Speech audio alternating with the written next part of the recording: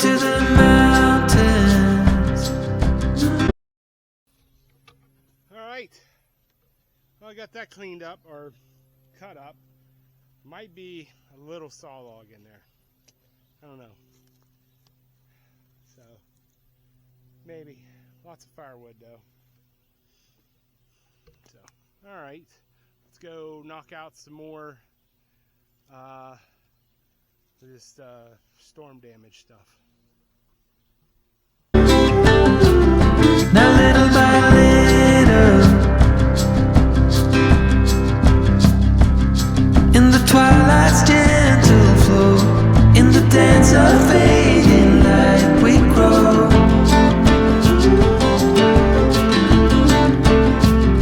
And all the warnings, when you wanna be loved by everyone, you get fooled by anyone. That cut up into pieces that I think I can get with the skid steer.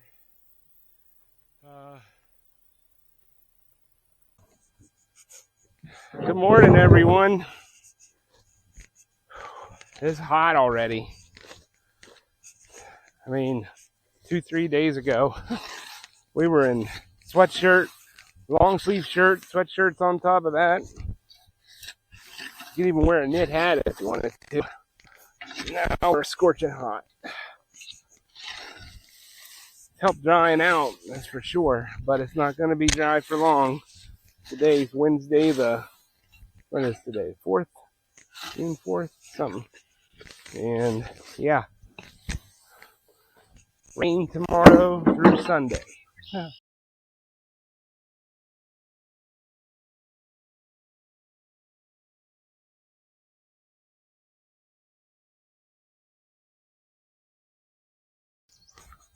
All right, people, there's a load. I only have that little bit left.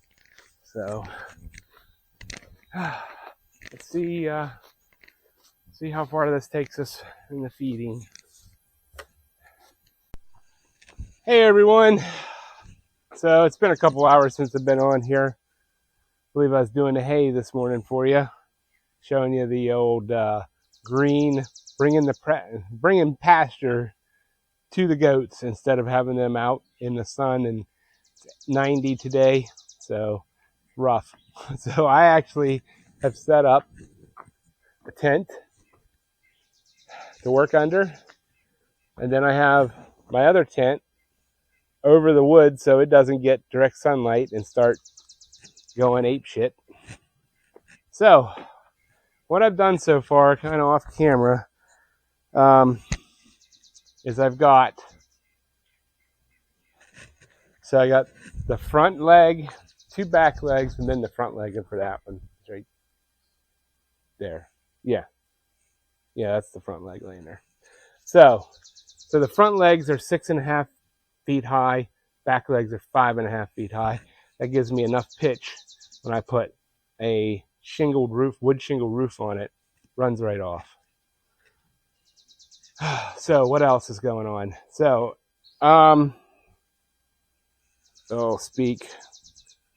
anyways, every time I do one of these, I try to improve it. Because in my opinion counts, I have the best traditional rabbit hutch design out there. I don't think anybody else builds them as nice as I do, and definitely not as strong as I do. So, and like I said, every time I do this, I try to improve. So on this rendition of the rabbit hutch that we're building, there's 2 things that are going to happen. One, I'm going to have a larger overhang over the front where the doors are. The 6 inches on the back is perfect. Water runs off. It doesn't hit the back of the, the old ones, I didn't have any overhang on the back, and the water would run and then run down and then would get inside. So that's the number one thing, is it's going to have, instead of like a 6 inch, it's going to have like a 12-inch overhang on the front. And that's the other thing, is that's nice. If you're out here feeding in the rain, you can like duck under. So The next thing I'm doing, and I've never ever attempted to do this, and I'm making myself a lot more work than I probably need to. But let me show you here what I'm doing. So instead of normally the legs would be connected with a true 2x4 that spans 10 feet. Now I have had zero issue, I will tell you, zero issue with them sagging in the middle. So what I'm doing this time is instead, and this is only on the bottom, this is not on the top. I'm still going to use traditional, my 2x4s across the top. I don't want to put 4x4s. I'm going to put 4x4s on the bottom, and then I'm going to have knee braces on each side. But here's what I'm doing, folks. I'm going to do a timber joint right there. So I started to cut this one. But what I'm doing is I'm going to take these are that's the front and the back on the bottom to hold up the rabbets, right? And then we'll have knee braces going to the legs. So what I'm going to do, so this is actually needs to be turned like this. Ugh. So it'll be like that. But let me show you. Damn, that's heavy. So I'm taking these up to the sawmill, and I'm going to put these two together, and then I'm going to run my saw here and here, and so I'll do them both at the same time, and then I'll flip it on the ends, do it again. And now what that's going to do, when I come back down, I'll just take my saw and cut across here and here, and they should just fall off. This one will probably fall off. Okay? That is going to give me my tenon, right? Or no? Whatever. The male. And then I'm going to use, this is 1 inch. Then I'm going to mark on here, and I'm going to drill it out, and it's 2 inches deep, and I'm going to drill that out, and so it'd be a tenon. And then I don't have wooden pegs, can't do it, so I'm probably just going to use like a timber screw, pre-drill it right through there. So that's what I'm doing. Probably a lot more work. It'll be a lot stronger, and it'll give me some experience on some, on a bigger thing, something bigger. So, and this technique, just so you know, this is, I got this idea from Two Guys Timber Framing. So they do all their stuff on their mill. So that's what we're going to do.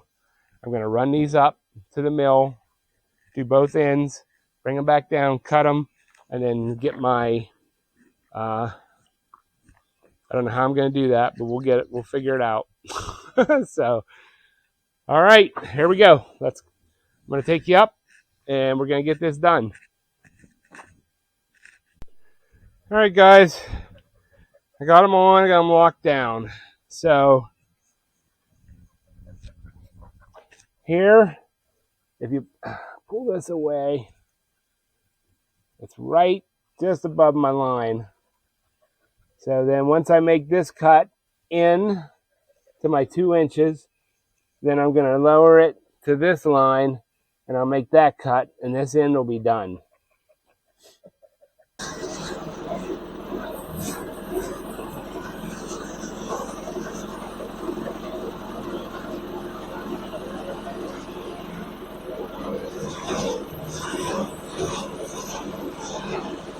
Okay. There's one. Now that was the only one I cut with the saw. All right, let's see if we can get another one.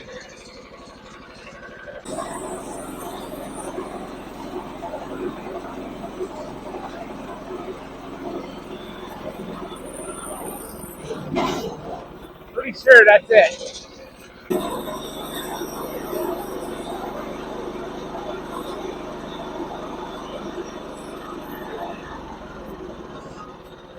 Alright, it's gonna go up. So we're at 1 and 5/8. We're gonna get 2 and 5/8. Pretty close.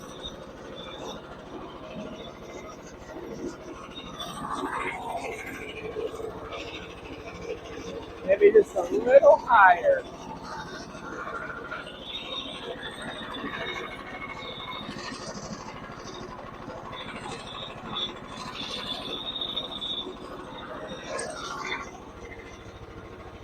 Yeah.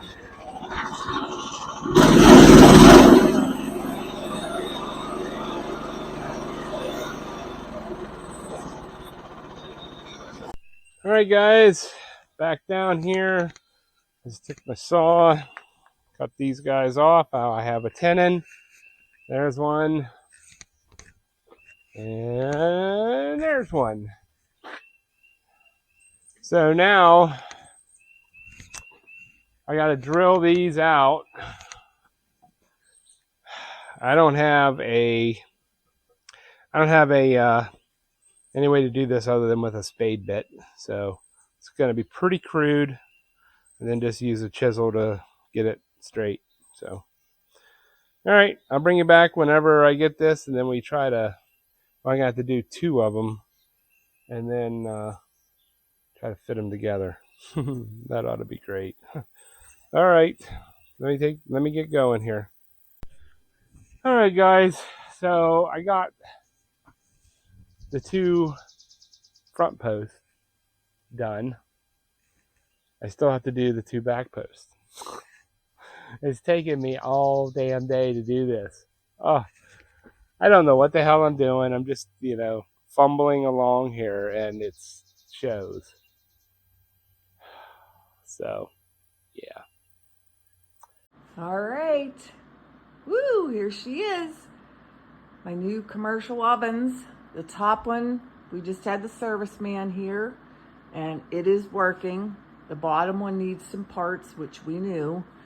But today is the first day I'll be baking in a propane convection oven that is from 1990. But the service man said it was in excellent condition, should last me a long time. That's what I like to hear. So I've been baking all night in my head, trying to see how many loaf pans I can get in the oven. So I have 10 on the bottom, and then when I'm ready to put loaves in, I'm gonna move this up to this rack here, and I can put 10 more up top, so I can bake 20 loaves at a time. Oh, amazing. Before I was doing 4 in this electric oven and 4 in that electric oven. So this is a game changer. Now, when I'm not baking bread, I have a rack on every other. So I can bake roughly 150 bagels at a time, although I'm not 100% certain on that. I have to grab a rack or a tray. These take full sheet trays, and I have to see how many I can get on a tray. But I'll bring you back. I'm so excited I can bake 20 loaves of bread at a time. You have no idea. All right, I'll check back. Fit on a baking sheet. Time to get them boiled. They're gonna be the maiden voyage in the new oven. All right, I've got the first batch in the oven.